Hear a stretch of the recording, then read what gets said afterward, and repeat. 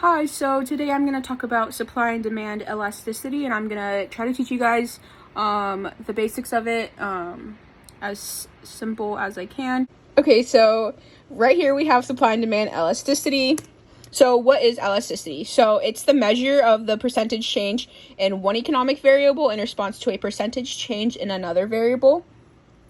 So we have two different types. We have inelastic demand and then elastic demand. So inelastic is the change in quantity demanded due to a change in price is small. And so this is more of like things that you can't really replicate. And then we have elastic demand, and that's obviously the opposite. It's the change in quantity demanded due to a change in price is larger. So this is kind of more of like things that we have substitutes for that we don't necessarily need. So right here we have a graph that pretty much, I thought this was like as simple as it can get. So right here we have the perfectly inelastic demand curve, and as you can see, no matter where the price is, the demand quantity demanded is still the same, just because these are more of like necessities. And then right here we have the perfectly elastic demand curve. So as we see, the price differs, the quantity demanded will also differ. And these are things that aren't necessary. And so how can this affect a company? So there's many ways that this can affect a company, but this is like kind of what I thought. First thing that came to my mind is that by the demand of products they are getting from customers, this can affect their sales as well as like their income and their profits. Just because if they're raising the price and people aren't buying, they're losing money. It can also affect supplies if supplies cost more money and the amount that companies can get based on inflation. And then I think that the smartest thing to do in this situation is to take a look at your resources and allocate them to where they're most used and where they're going to be most successful, just because it's smart and it'll save money as well as resources and time. So some real world examples that we have. So for elastic products, there's like soda, pizza, brands of shoes, raise the price to $5 a can. And then diet off-brand Diet Coke was $2 a can. People would not buy the $5 one just because it's not a necessity. It's more of a want. Pizza, there's multiple different pizza shops. You can make your own pizza. There's Domino's, Papa Murphy's, a whole bunch of different stuff. And then brands of shoes, such as Nike and Adidas. And in each of those two examples, there are different subcategories. And obviously, like, you're not going to buy 200 pair of Dunks. If you can't afford that, you'd probably just buy some Air Forces, you know?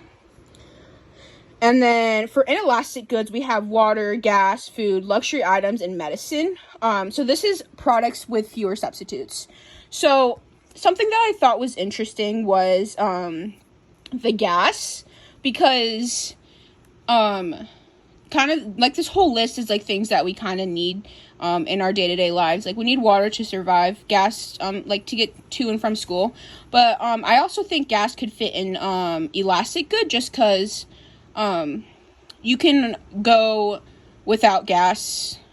You could ride the bus, public transportation, carpool, walk, bike. But obviously in some scenarios, gas is an elastic good. I know that there's not many different like price changes, just because gas stations don't really, I don't remember where I heard this from, but gas stations don't really make money off of the gas price. They make money off of people coming in. So a lot of gas stations are the same price, and they vary with a few cents difference. But I feel like those can go in both hands, but you can't get like a Louis Vuitton bag from Walmart, you know? So it stays as an inelastic good, and people with the money, obviously, they're not gonna, I mean, not obviously, but like people with the money, if it raises $50, they can't just go and find another Louis bag from a different store. There's only one store that creates those. So that's just like real world examples. There's obviously a lot more examples that you can think of, such as like surgeons, and this kind of makes you think of like the different people and different aspects of what can happen and how people are, you know, made of money, and how, like, sports players, for example, they get paid millions, but no one can do what they can do. They might have some close people who can, like, you know, do something close, but no one's exactly like Kobe or LeBron James. You know what I'm saying? So that's what I have. I hope that helps you guys in simple terms. If you guys have any more questions, I would be glad to answer them. If you just want to email me. Also, Khan Academy and YouTube are great resources to use. They have helped me a lot.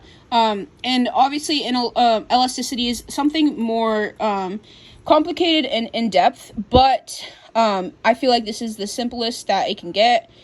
Just in like simple terms. Obviously there's more complicated stuff, but I hope that helped you guys a little bit, and I hope you guys enjoyed, and I hope you guys have a good rest of your day.